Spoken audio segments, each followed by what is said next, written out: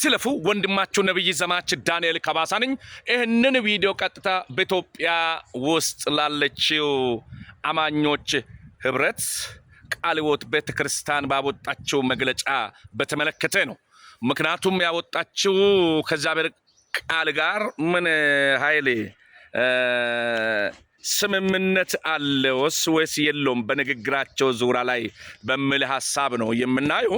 የእግዚአብሔር ቃል ስናገር በመሰረቱ ነቢያቶች እንዳሉና በቸርችቷ ውስጥ ነቢያትን መሾም እንዳለባት እግዚአብሔር አምላክ ለነና ለናንተ በቃሉ አማካይነት በሚገባን ቋንቋ ያስረደናል። ስለዚህ አንደኛ ቆሮንቶስ ምዕራፍ 12 ከቁጥር 28 ላይ ቤተክርስቲያን በተለያየ ጸጋ እንደምትሾም ይናገራል። እነሱ እየተቃወሙ ያሉት እንግዲህ ኤፌሶን 4:11 ላይ ያለውን አናስተናግድም፣ ሶስቱን ተቀብለን ሁለቱን እንጥላለን በሚባል ሐሳብ እንግዲህ መግለጫቸውን አውጥተዋል። ይህንንም መነሻ ያደረጉበት ምክንያት እነሱ በተለያየ ስፍራ ላይ ሆኖ እኔ ነብይ ነኝ እያለ እየሄደ ህዝቡን ለሚዘርፈው ትውልድ ጥንቃቄ እንዲያደርግበት ነው። ግን በእንደዚህ አይነት መልኩ አይደለም። እንደኔ የእግዚአብሔርን ቃል እተዋለሁ እያለ ሳይሆን ሐሰተኛ ነቢያቶች እንዳሉት አንደኛ ዮሐንስ ምዕራፍ 4 ከቁጥር 1 ጀምሮ ላይ ምንድነው የሚለው? ብዙ ሐሰተኞች በዚህ ምድር ላይ ይነሳሉ፣ ብዙዎች ይነሳሉ። ስለዚህ መርምሩ ያለን እንዲሁ አይደለም፣ የለም አይደለም፣ ግን አሉ አትስሟቸው አላለም። አሁን የኢትዮጵያ ህብረት ቃለ ሕይወት ቤተክርስቲያን ትውልድ እንዳይሰማይ እንዳይመረምርም እያደረገች ይመስለኛል። ምክንያቱም እንደዛ ሆኖ ያለው መግለጫ ስታቀርብ ትክክለኛ የሆነው ነቢያት የሚያገለግሉትን አታቁምም ማለት ነው። ምክንያቱም እግዚአብሔር ቃል መርምሪ ነው ተባልኮ መርምሪ ነው ተባላችሁት እንጂ ፈጽሞ አትቀበሉም፣ በቃሉ ውስጥ ያለው ሌላ ተቀብላችሁ ሌላ አትቀበሉም የሚል ሐሳብ የለም። ምክንያቱም እንግዲህ ብዙ ህብረት ያለ በኢትዮጵያ ውስጥ ብዙ ህብረት ያላቸው ሃይማኖትን የሚያራምዱ የሚከተሉ እምነት አለ። በዛው እምነት መካከል ውስጥ አመልጣ ወጣ ባመጣችው ሐሳብ እኔ ምንድነው አንድ ጎን ትክክል ነው፣ አንድ ጎን ትክክል አይደለም ባይ ነኝ። ምክንያቱም በቃሉ ውስጥ ያለውን ይቀበላሉ ያልቀበልም ማለቷ ትክክል አይደለም። ነገር ግን ሐሰተኛ በመቃወምና ሐሰተኛውን መርምር መድረክ ላይ አቆማለሁ እያጣራ አቆማለሁ ብትል ጥሩ ነው፣ ያስክዳል። ነገር ግን ሌላ ተቀበየ ሌላ አልቀበልም የሚለው ሐሳብ በቃሉ ውስጥ ያለውን እንዴት ሳትቀበል ትቀራለች የሚል ሐሳብ ነው እየቀረብኩት። ከዚህ በፊትም ቪዲዮ ሰርቻለሁኝ። ነገር ግን አሁን የምለው እኔ እነሱ ባወጡት ነገር ላይ እነሱን ሐሳብ ትክክል አይደለም የሚለው አንድ ትክክል ናቸው፣ ሁለት ትክክል ያልሆኑበት ምክንያት ሶስቱን ተቀበየ ሁለቱን አላስተናግድም ባለችው ነው። ነገር ግን ዛሬ ማንኛውም ነቢያትን ስናቆማቸው ከየት እንደመጡ አድራሻቸው ተጠንቅቀን መርምረን ነው ማቆም ያለብን። ዝም ብሎ በየመንገዱ የተነሳውን እኔ ነብይ ነኝ ያለውን ሁሉ በማቆም ህዝብ እንዲዘረፍ አታደርግም ቸርች። ነገር ግን አጠብቃ እቺ ቸርች ብቻ ሳይሆን የኢትዮጵያ ህብረት ቃለ ሕይወት ቤተክርስቲያን ብቻ ሳይሆን ሁሉም ሰው አማኝ የሆነ ሁሉም ሃይማኖት በየሃይማኖቱም መቃወም የሚገባቸው ነገር ነው። ይህንን ስንላችሁም እንግዲህ የኢትዮጵያ ህብረት ካውንስል አዲስ አበባ ላይ ቁጭ ያለ በእውነት ይህንን ሐሳብ አጠንክሮ ዘውትር ቢያወጣም በስራ ላይ አላዋለም። አንድ ነገር ጠንካራ ጎን እንደሌለው ነው የሚያሳየውና ነገር ግን ዛሬ ማለት የሚፈልገው ነገር እኔ አንድ ነው። በሐሰተኞች ነቢያት ላይ በእውነት እርምጃ በሚወስዱት ነገር ላይ አልቃወምም።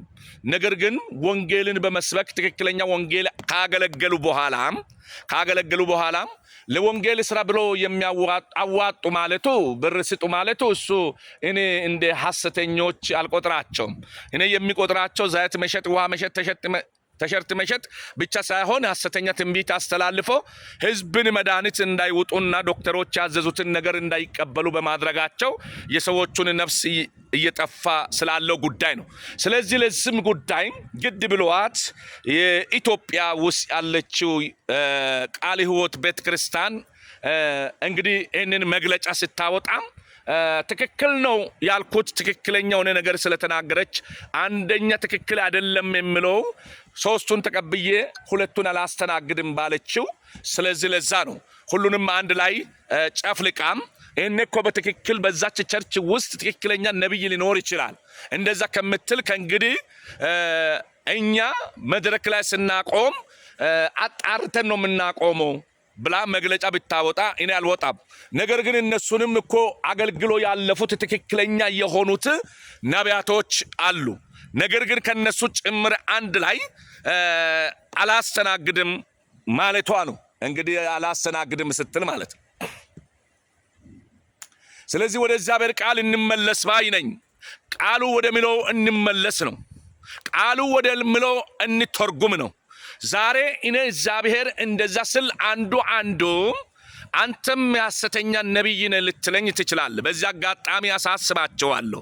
እኔ ሐሰተኛ ሳይሆን እውነተኛ ኦሪጂናሉ ነብይ መሆኔን ኮዲዮ አሳስባቸዋለሁ። እንደዛ ስላችሁ አድራሻም እዚህ አባሳ ታቦር ክፍለ ከተማ ጓኔ ዋጮ ቀበሌ ነው። እንደዛ ሲሆን አባልነቴ መካነ ኢየሱስ ቸርች ኦጋኔ ነው። እንደዛ ስላችሁ ወንድሜ ኢቴ እንዲሁ አይደለም። ስለዚህ ወንድሜ ዛሬ ስማኝ፣ እኔ የእግዚአብሔርን ጊዜ ሰዓት የሚጠባበቅ ነብይ እንጂ የራስን ሐሳብ ይዤ አንድም ነገር ያላደረኩ ሰው ነኝ።